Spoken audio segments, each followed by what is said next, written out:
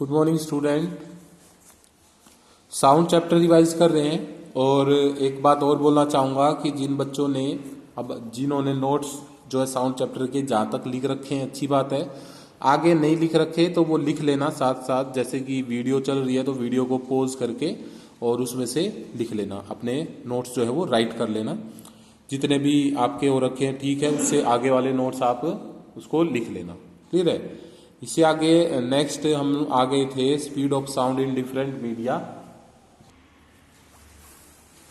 सो आगे next topic है आपका रिफ्लेक्शन ऑफ साउंड वेव। ठीक है, रिफ्लेक्शन क्या होता है? The bouncing back of sound when it strike a hard surface it known as reflection of sound. अगर मान लो किसी हार्ड सरफेस से साउंड टकराती है और वो रिफ्लेक्ट होके वापिस आती है तो उसको क्या बोलते हैं? रिफ्लेक्शन बोलते हैं। ठीक है, क्या बोलते हैं? रिफ्लेक्शन। जैसे एग्जांपल के तौर पर ये यहाँ पे एक डायग्राम दिखाया गया आपको कि ये कोई टेबल है, यहाँ पर एक कार्डबोर्ड मतलब दीवार है, यहाँ पर हार्ड सरफेस हो गई। यहाँ से अगर आप साउंड जाती है तो इसके अंदर से पास होके रिफ्लेक्ट होके और इधर से आ जाएगी। यहाँ पे यहाँ सुनने वाला है, कोई ईयर है यहाँ पर किसी के, मतलब जो आवाज़ सुन रहा है यहाँ पर, और यहाँ कोई घड़ी रखी हुई है, उस क्लॉक की आवाज़ यहाँ से जाके और रिफ्लेक्ट होके यहाँ सुनाई दे रही है।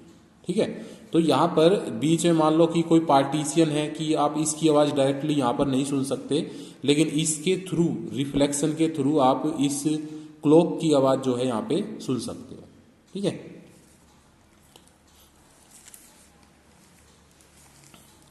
तो नेक्स्ट है, ये था रिफ्लेक्शन आपका। नेक्स्ट है आपके पास इको। इको क्या होती है? When a person shout in a big empty hall, मतलब एक बड़ा सा होल है, खाली है, बिल्कुल कोई नहीं है उसमें, ना कोई मतलब कुछ रखा हुआ है उस होल में, बिल्कुल खाली है, और उसके अंदर कोई पर्सन जाके साउट करता है, मतलब चिल्लाता है। So we first hear his original sound, पहले तो हमें उसकी ओरिजिनल साउंड सुनाई देगी जो उसने बोला है।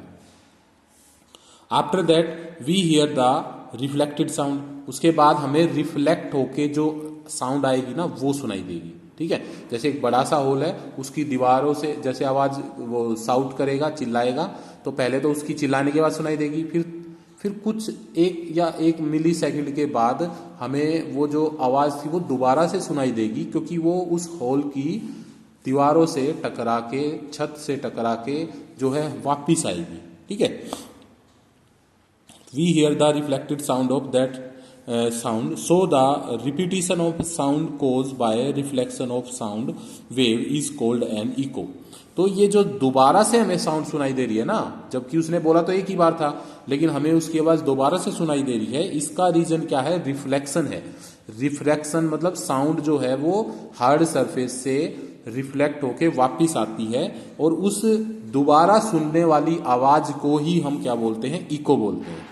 ठीक है, जो आवाज हमें दोबारा सुनेगी ना वो क्या होगी? इको। उसको हम, उस आवाज को हम क्या बोलते हैं? इको बोलते हैं, या इस प्रोसेस को हम क्या बोलते हैं? इको बोलते हैं। जैसे आपने देखा होगा फिल्मों में पहाड़ पर जाकर के हम जोर से चिल्लाते हैं, फिल्मों में दिखाया जाता है, जोर से चिल्लाते हैं तो वो आवाज कुछ देर बाद वापिस आती है रिफ्लेक्ट होके, तो वो एक तरह से इको ही होता है कि आवाज जा रही है, फिर उस पहाड़ से या कोई भी चट्टान है उससे टकरा के और वापिस आ रही है। ठीक है, लेकिन इको होने के लिए कुछ कंडीशन होती है। ये नहीं है कि कहीं भी खड़े होकर चिल्लाए और आपको आवाज सुनाई देगी, ऐसा नहीं है। उसके लिए कंडीशन होती है। क्या कंडीशन होती है? The sensation of sound persist in our brain for about 0.1 second. तो इसने इस लाइन का मतलब क्या है कि किसी भी साउंड का जो इफेक्ट है हमारे कानों पर कितनी देर के लिए होता है?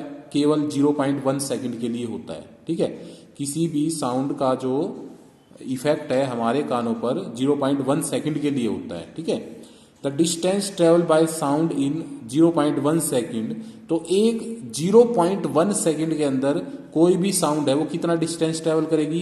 क्योंकि अगर आप साउंड की स्पीड 344 लेते हो और उसको 0.1 से मल्टीप्लाई करते हो तो आंसर आएगा 34.4 मीटर। इसका मतलब क्या है कि अगर कि भाई आवाज आपकी जाएगी भी और रिफ्लेक्ट होके वापिस भी आएगी, तो उसको टोटल यहां से स्टार्टिंग से लेकर और वापिस आने तक टोटल 34.4 मीटर डिस्टेंस जो है चाहिए उसको, इतना ज्यादा डिस्टेंस होगा तभी इको होगी, इससे कम डिस्टेंस होगा तो इको नहीं होगी। तो कहने की बात क्या है, so echo will be heard if the minimum distance between the source of sound and obstacle is 34.4 divide by 2 करेंगे तो 17.2 मीटर। क्योंकि डिवाइड बाय 2 क्यों किया, क्योंकि वो जाएगी भी और आएगी भी, डबल डबल पाथ हो गया ना उसका। तो अगर कोई आपकी जो हार्ड सरफेस है और आपसे 17.2 मीटर से ज्यादा डिस्टेंस पर है, कम पे तो सुनाई नहीं देगी, 17.2 मीटर से ज्यादा डिस्टेंस पर अगर कोई हार्ड सरफेस है और आप उसके सामने खड़े होके इतनी दूरी पर आप खड़े होके बोल रहे हो तो आपको इको सुनाई देगी। अगर इससे कम दूरी पे बोल के करोगे तो इको सुनाई नहीं देगी आपको, ठीक है।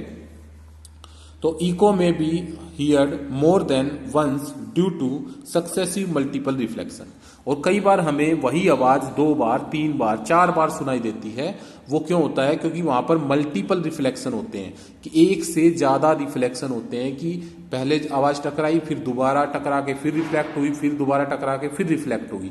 तो उस केस में मल्टीपल रिफ्लेक्शन होते हैं, कई बार रिफ्लेक्शन होता है, जिसकी वजह से वो हमें आवाज भी कई बार सुनाई देती है, ठीक है। तो ये था आपका इको, इंपॉर्टेंट टॉपिक है आपका यहाँ पे। नेक्स्ट है आपके पास रिवर्बरेशन। रिवर्बरेशन क्या होता है, the persistence of a sound in a big hall due to repeated reflection from the wall, ceiling and floor of the hall is known as reverberation. यानी कि जो साउंड बड़े होल में से जब साउंड रिफ्लेक्ट होके आती है, वॉल से या सीलिंग से या फ्लोर से, कहीं से भी रिफ्लेक्ट होके आ रही है, उस रिफ्लेक्शन को हम क्या बोलते हैं, उस रिफ्लेक्ट होने वाली साउंड को हम क्या बोलते हैं, रिवर्बरेशन बोलते हैं, ठीक है। इसके भी कुछ पॉइंट लिखा रखे हैं, जैसे